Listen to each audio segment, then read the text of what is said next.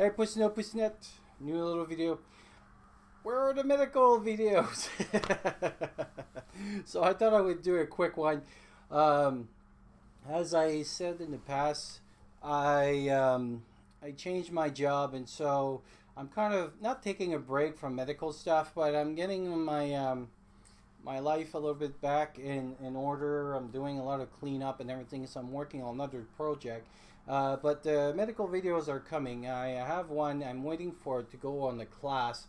It's called AVAC, and I think it will be interesting for self-reliance medicine. Although I've been working on some project, and actually one of them I wanted to show. Welcome to the Bug Out 1.0 because medical bag for the 2 month period.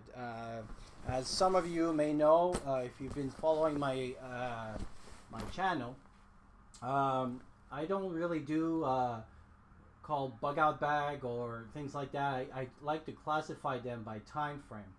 So usually I got 72 hours prep, 1 week prep, and 2 months. And this is my kind of mobile. So that means like I wouldn't be really able to carry it, not really portable. But if I would have notice in advance or and have access to a car and stuff, I could be able to load that stuff. So that's what. So mobile more than portable. And this is the kit. So in there, I got for 2 months. The question that I wanted to ask, it's basically I put everything together just so I know a little bit what I got and everything. It's not well finished, but if people are interested, I could go through the bag. This is why I call it like even 0.5 versus 1.0, because it's not really refined the way I would like to.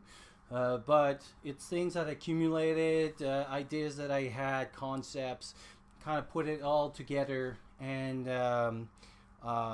but I would like to go through it a little bit more. So it's a dry bag from a company here called MEC, which is a little bit the equivalent of REI in the States.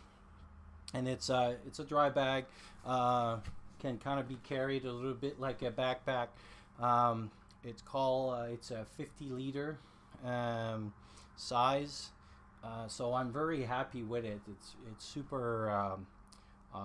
It came out well. So now it's just to refine what's going in and the protocols to work in and everything. So if you would want to see videos about it and what's inside, just let me know. But they would be obviously long because it's a 2 month supply. So there's pretty much everything in there, from treating fractures with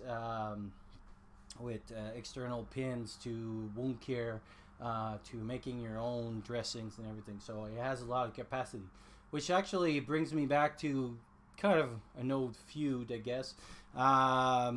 In the past, I did a video review of one of the bag from the Bloom and Gloom, or whatever their names are, about their bags, and their bags were like something like $500, and I probably have about the same amount of money invested in this bag, and it's not even close, like their capacity versus this bag.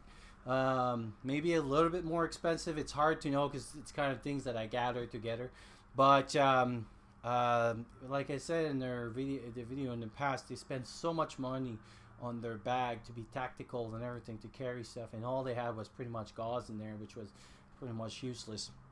But this bag here, I think was $100 Canadian, so that's even cheaper in American. So if I would trade what I got in there in American dollars, it would probably get it around the $500 US that the bag cost for the Bloom and Gloom, and way more gear, obviously way more stuff in there. So so yeah, anyway, I'm working on it slowly, but I wanted to let you know. And again, if you want me to go through it, even if it's not refined, but obviously when it'll be refined, I'll do a full videos on it and modules and everything. But it could be a long series because I would have to do module by module for them and explain why my philosophy on them. So leave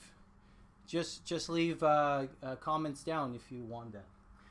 But I didn't want to leave you hanging without a video, so I wanted to do a quick one.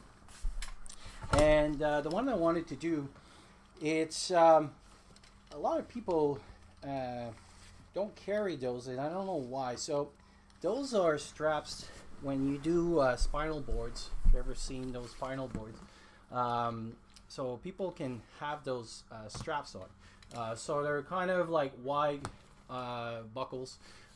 You don't need to have like those special ones. It's just they're a little bit more resistance and everything, and they're almost the size of a seat belt. But there's a lot. So if you fold it pretty good, it doesn't take much space. So see, if I fold it like really rapidly, so you see like how much space it is. But it can be very useful for many use in a situation.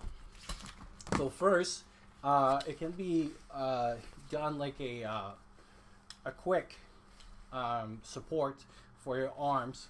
So just like this. So just by supporting correctly, and actually even see it would be this way.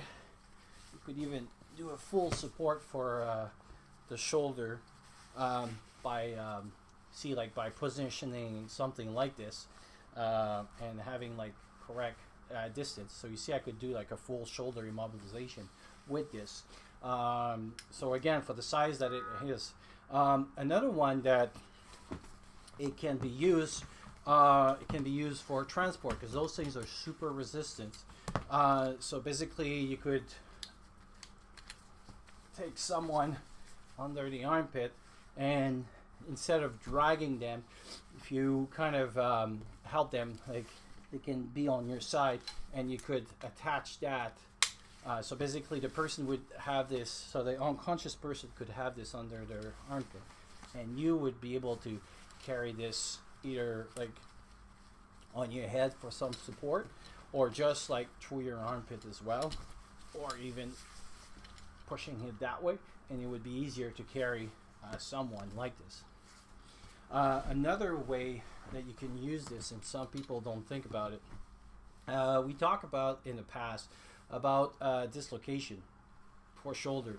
Well, there's a way that you can reduce shoulder. So basically a dislocation is just that your kind of bone hangs out like in a little cup like this, and it's kind of displaced, either anterior, posterior, depending on where it is. And so basically it's just off the socket, and there's muscle around there and stuff. So basically what you're trying to do is create some fatigue on the muscles so that this thing kind of goes back in place, because it wants to be here, but it's just for whatever reason, some people, they're more prone to it, or they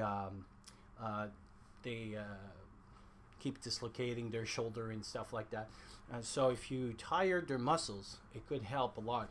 So this one, especially if you're you have like this big, tough, very heavy guy, and you're more petite and stuff, and so it'll be hard to pull the arm correctly. But if you put the sling like this on their, so if I got my shoulder dislocated and I go right into their elbow like this, and then suddenly I can put my feet, I don't know if, probably the other way around, but see, if I can put my feet in the loop that I just created, I can push some weight down on the arm. And basically I could create a lot of strength. So I'm not just using my strength of upper body, but I'm using actually my weight and my legs, which are much stronger. So basically you can have like your feet like this and pull on their arms to help. So that's another use for this thing. Another one too, if you have like broken legs and you don't quite have like the splint to do, a quick way that you can do it is by doing kind of a figure of 8, and I'll do it quickly here, and I'll show you what it looks like.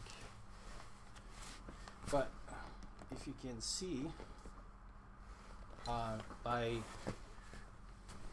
let's break that down a little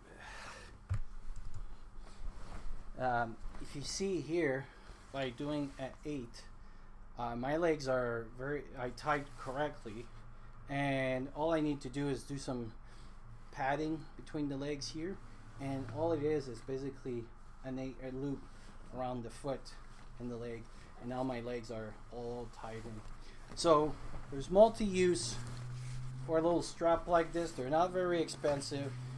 Usually they can be found pretty easily at medical place and stuff. I forgot where I bought mine here, but yeah, so I wanted to do a quick video on this and give you ideas and tricks. And sorry about all the medical videos that are not coming.